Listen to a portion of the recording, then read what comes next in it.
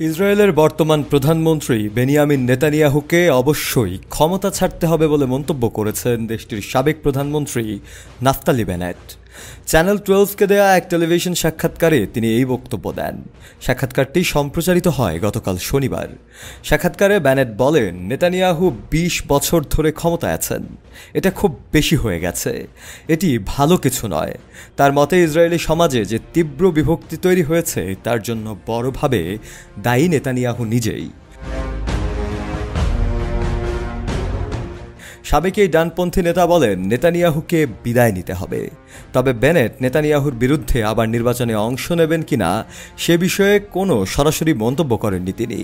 নেতানিয়াহুর জনপ্রিয়তা যেমন শক্ত সমর্থকদের উপর নির্ভরশীল, তেমনি তার কঠোর সমালোচকও অনেক বেশি।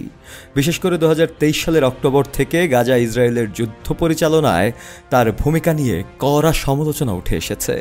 2021 সালে বেনেট নেতানিয়াহু বিরোধী দলগুলোর সঙ্গে জোট গঠন করে প্রধানমন্ত্রী হন এবং নেতানিয়াহুর টানা 12 বছরের শাসনের অবসান ঘটান। যদিও তার ও বর্তমান বিরোধী নেতা ইয়ার লাপিদের নেতৃত্বে গঠিত জোট সরকার 1 বছরেরও কম সময় টিকেছিল। পরবর্তী আগাম নির্বাচনে কঠোর ডানপন্থী ও ইহুদি দলের সমর্থনে নেতানিয়াহু পুনরায় প্রধানমন্ত্রী হন। রাজনীতি থেকে সাময়িক বিরতিতে থাকা বেনেটের আবার সক্রিয় রাজনীতিতে ফেরার গুঞ্জন এখন জোরালো হচ্ছে। সাম্প্রতিক জনমত জরিপে দেখা গেছে, চাইলে তিনি আবারও নেতানিয়াহুকে পরাজিত করার মতো জনপ্রিয়তা অর্জন করতে পারেন। তবে 2026 সালের শেষ ভাগের আগে ইসরায়েলের জাতীয় নির্বাচন হওয়ার কোনো পরিকল্পনা নেই, যদিও দেশটিতে আগাম নির্বাচনের নজির প্রচুর রয়েছে।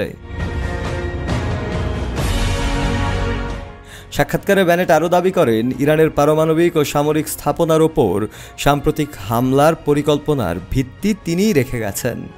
তার ভাষায়, এই হামলার সিদ্ধান্তটি অত্যন্ত সঠিক ছিল এবং অত্যাবশ্যক ছিল।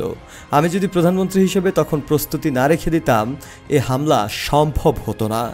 বেনেটের এই বক্তব্য থেকে পরিষ্কার যে ইরানের ওপর ইসরায়েলের হামলার সমর্থন করেছেন তিনি এবং এর কৃতিত্ব তিনিই দাবি করেছেন।